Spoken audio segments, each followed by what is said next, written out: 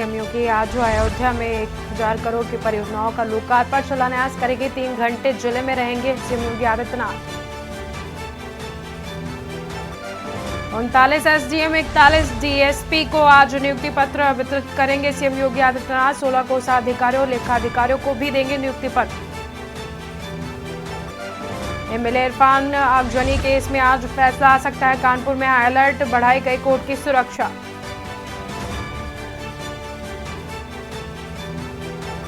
UP को मिलेगी एक और सौगात। सितंबर में शुरू हो जाएगा नोएडा इंटरनेशनल जेवर एयरपोर्ट। यात्रियों को मिलेगी सहूलियत।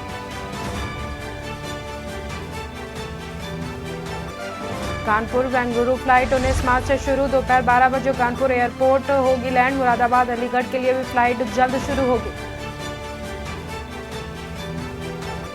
यूपी में 32,000 मेगावाट तक जा सकती है बिजली की मांग। केंद्रीय विद्युत प्राधिकरण ने जारी किया अनुमान।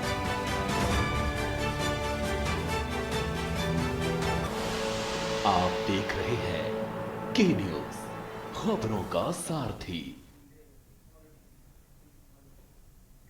नमस्कार, मैं हूं आपके साथ सोनम सिंह और आप देख रहे हैं के न्यूज। वक्त हो गया है खबर उत्तर प्रदेश का। रुख करते हैं खबरों का।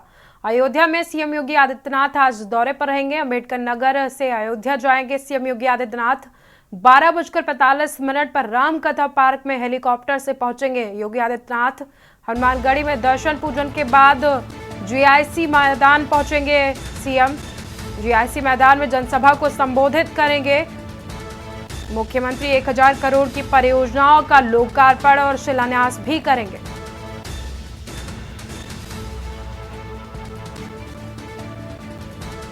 हनुमानगढ़ी में दर्शन पूजन के बाद जीआईसी मैदान पहुंचेंगे सीएम योगी आदित्यनाथ। 12:45 पर रामकथा पार्क में हेलीकॉप्टर से पहुंचेंगे सीएम।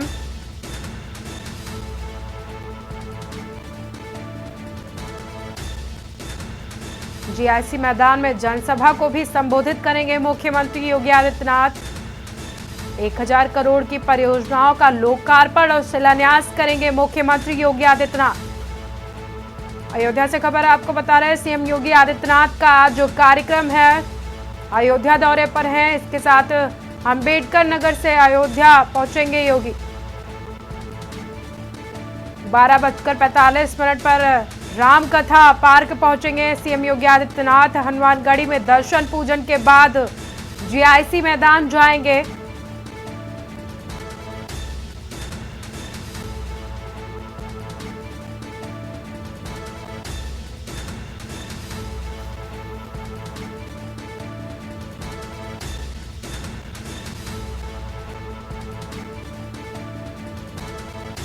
एक 1000 करोड़ की परियोजनाओं का शुभारंभ करेंगे सीएम योगी आदित्यनाथ। लोकार्पण शिलान्यास करेंगे।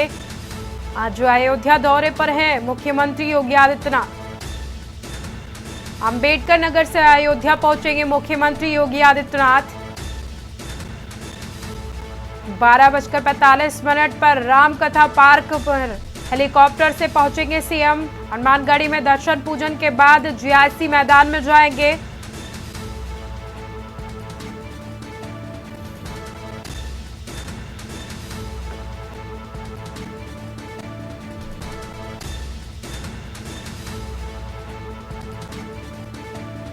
जीआईसी मैदान में जनसभा को संबोधित करेंगे मुख्यमंत्री योगी आदित्यनाथ। 1000 करोड़ की परियोजनाओं का लोकार्पण और शिलान्यास भी करेंगे मुख्यमंत्री।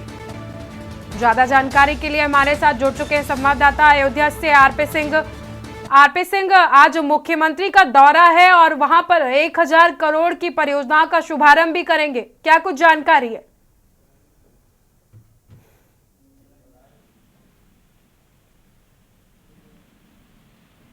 में उतरेगा और यहाँ से वो रामलला हनुमानगढ़ी का दर्शन पूजन करेंगे, आशीर्वाद। क्योंकि सूबे के मुखिया अविनाश पहले की जो है आते हैं तो पहले दर्शन पूजन करते हैं, तब कोई प्रोग्राम, क्योंकि उनका रामनगरी अयोध्या से काफी लगाव रहा है। तो पहले आते हैं रामलला का हनुमानगढ़ी का दर्शन पूजन करेंगे, फिर वो जाएंगे यहाँ से जीआईसी मैदान में जाएंगे, वहां जनसभा को संबोधित करेंगे और 1000 करोड़ की परियोजना का शिलान्यास करेंगे। और यहाँ पे जितने दूसरी चीजें हैं जो कार्य प्रगति पे नहीं है उसका भी देख रेख करने के बाद 3 घंटा यहाँ पे रहेंगे अयोध्या में और पूरी निगरानी करेंगे। जो कार्य शेष बचे उसको भी तेजी लाने का कार्य करेंगे और यहाँ जितने अधिकारी थे उनसे बैठक करेंगे और यहाँ के LNT भी जो कार्य कर रही है कि वहां पे भी सब समीक्षा बैठक करेंगे। तो सूबे के मुखिया हमेशा जो है अयोध्या की अपनी ही देख रेख में निगरानी कर रहे हैं, तो बराबर ही उनकी योजना यहाँ तेजी लाने का कार्य करेगी। जी आरपी, जिस तरह से देखा जा रहा है कि मुख्यमंत्री का आज कार्यक्रम है और उसको लेकर के क्या कुछ व्यवस्थाएं की गई हैं? बहुत बहुत धन्यवाद आपका हमारे साथ जुड़ने के लिए।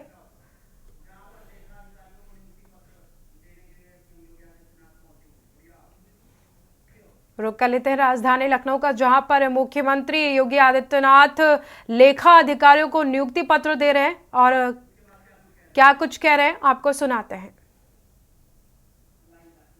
उत्तर प्रदेश लोक सेवा आयोग के द्वारा चयनित डिप्टी कलेक्टर, डिप्टी एसपी और कोषाधिकारी के लगभग 9 चयनित अभ्यर्थियों के नियुक्ति पत्र वितरण के आज के इस कार्यक्रम में समारोह में उपस्थित प्रदेश सरकार में मेरे वरिष्ठ सहयोगी वयोवृद्ध नेता श्री सुरेश खन्ना जी, प्रदेश के मुख्य सचिव श्री दुर्गा शंकर मिश्र जी, अपर मुख्य सचिव नियुक्ति एवं कार्मिक श्री देवेश चतुर्वेदी जी, पुलिस महानिदेशक श्री प्रशांत कुमार जी, अपर मुख्य सचिव वित्त श्री दीपक कुमार जी, प्रमुख सचिव गृह श्री संजय प्रसाद जी, हमारे प्रशासन और पुलिस के सभी वरिष्ठ अधिकारीगण, सभी नवचयनित अभ्यर्थीगण, उनके अभिभावकगण, सबसे पहले आप सबके चयन के लिए आपको और आपके परिवार के सभी सदस्यों को हृदय से बधाई देते हुए आप सभी उत्तर प्रदेश शासन का पार्ट बन रहे हैं, इसके लिए आप सबका मैं हृदय से अभिनंदन भी करता हूं। मुझे प्रसन्नता है कि अब हमें डिप्टी कलेक्टर के 39, डिप्टी एसपी के 41 और कोषाधिकारी के 16 नए युवा अधिकारी प्राप्त हो गए हैं। उत्तर प्रदेश की स्पीड को बढ़ाने में ये सभी अपना योगदान दे पाएंगे, मैं यह आप सबसे अपेक्षा रखता हूं। आपने देखा होगा जब सरकार ईमानदारी से कार्य करती है तो उसका ओवरऑल परसेप्शन चेंज होता है। पिछले 7 वर्ष में आपने देखा होगा उत्तर प्रदेश के अंदर, उत्तर प्रदेश था 17 के पहले भी था, लोग वही थे। यहां पे भी जो लोग बैठे हुए हैं, इन लोगों को भी दशकों काम करते हुए हो गए, लेकिन उत्तर प्रदेश के बारे में लोगों के मन में एक संदेह हुआ करता था। एक बड़ी आबादी को संदेह के दायरे में इस मशीनरी ने खड़ा करके रखा हुआ था, लेकिन 7 वर्ष में लोग वही, प्रदेश वही, विभाग वही, केवल कार्य संस्कृति बदली। आज करोड़ों लोगों की पहचान का संकट नहीं, बल्कि वह कहीं जाता है तो सीना तान करके कहता कि मैं उत्तर प्रदेश का हूं, तो उत्तर प्रदेश वासियों को सम्मान प्राप्त होता है। ये जो भी हुआ है, ये इसलिए हुआ क्योंकि सरकार ने एक निर्णय लेने का मैकेनिज्म तैयार किया, अपनी कार्य पद्धति में शुचिता और पारदर्शिता को महत्व दिया, ईमानदारी को सर्वोच्च प्राथमिकता दी, तो उसके परिणाम भी उसी रूप में हम सबके सामने आते हुए दिखाई दिए।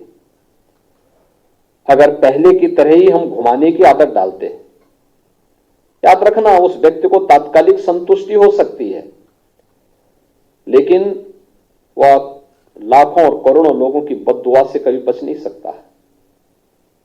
और खासतौर पर अधिकारी संवर्ग में दोनों तीनों प्रकार की जो कैटेगरी यहां पर बैठी हुई है, उन सबसे मैं यही कहूंगा, आपके पास अपनी सेवा के माध्यम से जनता जनार्दन की दुआ लेने का भी अवसर होता है और बद्दुआ लेने का भी पूरा अवसर होता है। आपको तय करना होता है कि आप अपने इस पीरियड को पूरा जो एक कार्यकाल होगा आपका 30 वर्ष का, 35 वर्ष का, इस 30-35 वर्ष का कार्यकाल आप दुआ लेने के लिए और आगे के भविष्य को उज्जवल बनाने के लिए करना चाहते हैं या बद्दुआ लेने के लिए करना चाहते हैं? क्योंकि मैं देखता हूं रिटायरमेंट के बाद ऐसे लोगों की बड़ी दुर्गति होती है, फिर कोई पूछने नहीं जाता, झांकने नहीं जाता। और उसमें से बहुत सारे अधिकारियों को तो मैं यही सचिवालय का चक्कर लगाते हुए देखता हूं, क्योंकि बहुत बार लोग आते हैं, कहते साहब मेरा एक काम अटका हुआ है। मैं कहता हूं सब तुम्हारे ही उत्तराधिकारी हैं जो तुम्हारा काम अटका रहे हैं, कोई बाहरी नहीं है, यही काम तुम भी करते थे। तो जो काम किए हो फल तो वही काटोगे जो बीज बोया है। और इसीलिए आपने देखा होगा पूरी प्रक्रिया में पहली बार किसी आयोग या बोर्ड के द्वारा चयन की प्रक्रिया को एक समय सीमा के अंदर पूरा किया गया। 9 महीने के अंदर आपकी पूरी परीक्षा की प्रणाली और पूरे रिजल्ट को देने में मात्र 9 महीने के अंदर ही इस पूरी प्रक्रिया को संपन्न किया गया। न कोई सिफारिश, न कहीं से कोई हस्तक्षेप। और जहां पर जिन लोगों ने परीक्षा की शुचिता पे कुछ भी उसमें घुसपैठ करने का प्रयास किया, वे लोग उसका खामियाजा भुगत भी रहे हैं। आपने देखा होगा उनकी सबकी प्रॉपर्टी भी जब्त हो रही है, उन सबके घरों में रेड पड़ रहा है। उन लोगों को पूरी तरीके से सरकार अपने शिकंजे में ले चुकी है और पहले तय कर चुकी है कि अगर किसी ने युवाओं के भविष्य के साथ खिलवाड़ किया तो सरकार उसके भविष्य के साथ जरूर खिलवाड़ करेगी और उतनी ही शक्ति के साथ उनसे निपटने का काम भी कर रही है। जो लोग परीक्षा की शुचिता और पारदर्शिता में सेंध लगाने का कुत्सित प्रयास करेंगे, वे कहीं भी छुपे होंगे, उनको बाहर निकालने में बहुत देर नहीं लगती। और मुझे लगता है कि आज जो कार्य प्रदेश के अंदर बखूबी हो रहा है और इसी शुचिता और पारदर्शिता का परिणाम है कि गत 7 वर्ष के अंदर इस डबल इंजन की सरकार ने प्रदेश के अंदर 6.5 लाख से अधिक युवाओं को सरकारी सेवा में लेने में सफलता प्राप्त की। प्रदेश के अंदर हमारी मशीनरी के कार्य की स्पीड के कारण प्रदेश में करोड़ों नौजवानों को नौकरी और रोजगार की सुविधा प्रदेश के अंदर ही प्राप्त हुई। अलग अलग सेक्टर में उसे आगे बढ़ने का प्रयास, उसको एक अवसर प्राप्त हुआ और आज हम देख रहे हैं कि इसका परिणाम यहां की पर कैपिटा इनकम पे पड़ा है, यूपी की जीडीपी पे पड़ा है। यूपी देश के अंदर आज दूसरी बड़ी अर्थव्यवस्था के रूप में उभर करके सामने आया है। ये तब होता है जब कहीं कार्य होता है, जब एक साथ मिलकर के पूरी मशीनरी टीम वर्क के साथ आगे बढ़ने का कार्य करती है। और आज उसके परिणाम भी हम सबके, आप बहुत महत्वपूर्ण काम कर सकते हैं। गवर्नमेंट के इंजन के रूप में आपको अपनी भूमिका का निर्वहन करना है और उसमें खासतौर पर डिप्टी कलेक्टर, अब तो टेक्नोलॉजी काफी इंप्रूव हो चुकी है और मुझे लगता है कि जब तक आप फील्ड में आएंगे तब तक हम लोग राजस्व के सभी कार्यों को पूरी तरह डिजिटाइज करने में सफल हो चुके होंगे। लेकिन फिर भी मेरा यह मानना है कि आज भी विवाद का कारण राजस्व से संबंधित ज्यादा मामले पड़े हुए हैं। अगर इन मामलों को समयबद्ध तरीके से बैठने की आदत डिप्टी कलेक्टर अपनी तहसील में करके और पहले दिन तय करें कितनी पेंडेंसी है और फिर उसको लेकर के एक समय सीमा के अंदर अपने निस्तारण की प्रक्रिया को आगे बढ़ा लें। बहुत सारे मामले तो इसलिए होते हैं कि जिस दिन आप किसी मामले में निर्णय देने के लिए होते हैं उस दिन वहां पे हड़ताल होने लगती होगी। एक बार 2 बार नोटिस जारी करिए, नहीं तो फिर दोनों पार्टियों से बोले कि वे स्वयं ही यहां बहस करके बता दो अपनी बात को और निर्णय लेकर के आप त्वरित रूप से आगे बढ़ते हैं, कोई समस्या नहीं आती। फिर समाधान तक आप स्वयं पहुंच सकते हैं। एक गरीब को न्याय देना हमारा दायित्व होना चाहिए। उस गरीब के साथ हम खड़े होंगे जिसकी किसी मंच पर सुनवाई नहीं हुई है। कानून व्यवस्था को बनाए रखने में भी आप बड़ी भूमिका का निर्वहन करते हैं। लैंड रिकॉर्ड के साथ साथ राजस्व से संबंधित सभी प्रकार के इन कार्यों में आपकी एक बड़ी भूमिका होती है। डिप्टी एसपी का पद भी इसी प्रकार का है। ये कोई सेरेमोनियल पद नहीं है कि बैठा दिया और केवल जो है अपना एक पिकनिक बनाने के लिए एक थाने में जा रहा, उस थाने में जा रहा। वहां की एक एक गतिविधि को वॉच करना। थाने में हम जब विजिट कर रहे हैं, हम देखें तो क्या स्थिति है थाने की, पब्लिक के साथ व्यवहार कैसा है, यहां पे मामले जो दर्ज किए गए उनमें चार्जशीट की स्थिति क्या है, वहां पर अन्य मामलों में किस रूप में हम लोग कार्रवाई कर रहे हैं, कितने ऐसे अपराधी हैं जिन अपराधियों के खिलाफ कार्रवाई करके आप उस थाने क्षेत्र को पूरी तरह अपराध से मुक्त कर सकते हैं। वहां पे पीआरबी की पेट्रोलिंग की स्थिति क्या है, वहां पे ट्रैफिक की स्थिति क्या है, प्रोसिक्यूशन को आगे बढ़ाने में थाने स्तर पर क्या प्रयास होने चाहिए। आप देख रहे हैं के न्यूज, खबरों का सारथी। यूपी की जो जनता है उसको एक और सौगात मिलने जा रही है। सितंबर से शुरू हो जाएगा नोएडा इंटरनेशनल जेवर एयरपोर्ट। आपको बता दें कि यूपी को इस साल एक और बड़ी सौगात मिलने जा रही है। नोएडा इंटरनेशनल एयरपोर्ट जेवर का निर्माण जल्द होगा पूरा। इस वर्ष सितंबर में एयरपोर्ट से उड़ानें शुरू की जाएंगी। औद्योगिक विकास मंत्री नंद गोपाल गुप्ता नंदी ने इसकी जानकारी दी है। नोएडा इंटरनेशनल एयरपोर्ट जेवर का निर्माण जल्द पूरा होगा। यूपी को इस साल एक और बड़ी सौगात मिलने जा रही है।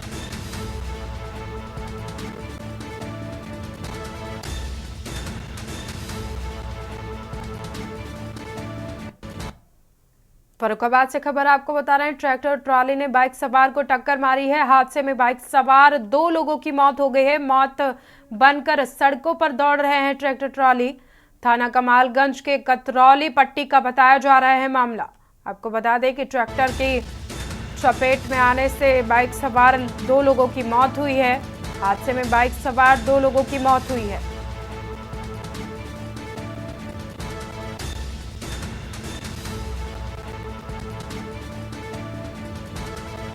थाना कमालगंज के कतरौली पट्टी का मामला। फर्रुखाबाद में ट्रैक्टर ट्राली ने जोरदार बाइक सवार टक्कर मारी है बाइक सवार को। हादसे में बाइक सवार 2 लोगों की मौके पर मौत हो गई है। मौत बनकर सड़कों पर दौड़ रहे हैं ट्रैक्टर ट्राली। थाना कमालगंज के कतरौली पट्टी का बताया जा रहा है मामला।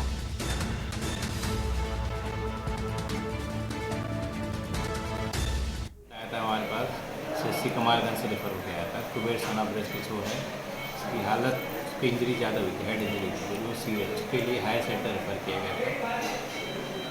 और बाकी जानकारी आप सकते नहीं, अब डेड बॉडी दोबारा लेके आए थे वो लोग। अच्छा, दोबारा जो लेके आए थे, ये ब्रॉड डेड हमारे पास दोबारा रिपोर्ट हुआ है वैसे यहाँ पर भैया में ब्रॉड डेड में।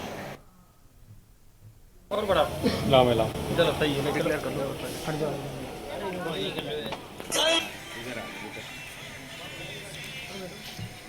हाँ अब ना पहुंचे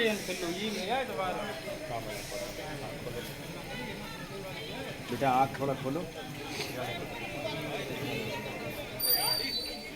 और बड़ा लाम इधर लगता है, क्लियर कर लो, हट जाओ।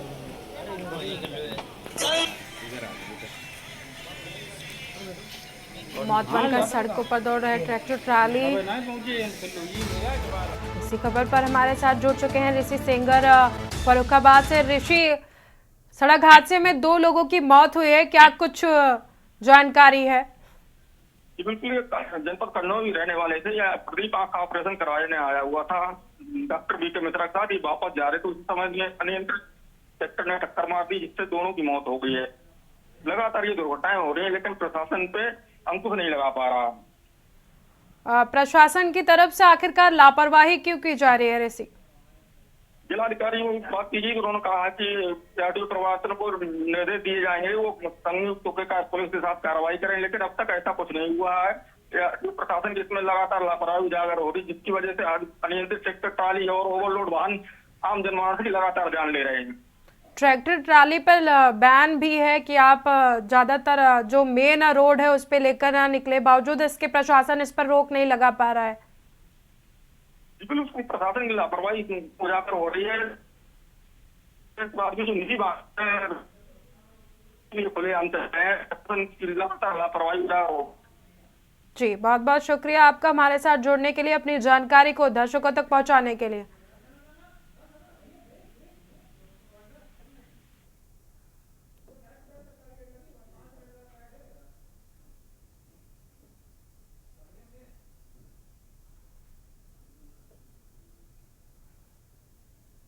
मौत बनकर सड़कों पर दौड़ रहे हैं ट्रैक्टर ट्रॉली। फर्रुखाबाद से खबर आपको बता रहे हैं, थाना कमालगंज कतरौली पट्टी का मामला बताया जा रहा है, जहां पर सड़क हादसे में 2 लोगों की मौत हो गई है।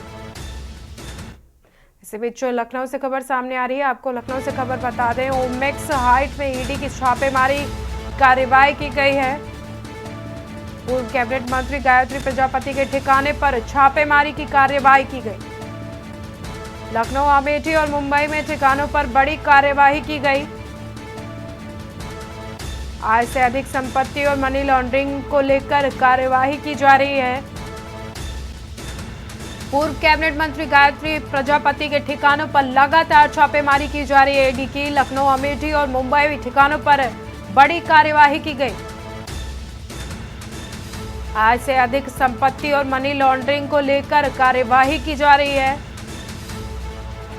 लखनऊ की गोमती नगर क्षेत्र स्थित ओमेक्स हाइट में ईडी की छापेमारी की कार्रवाई की गई। फिलहाल इस बुलेटिन में इतना ही, देखते रहिए के न्यूज। आप देख रहे हैं के न्यूज, खबरों का सारथी।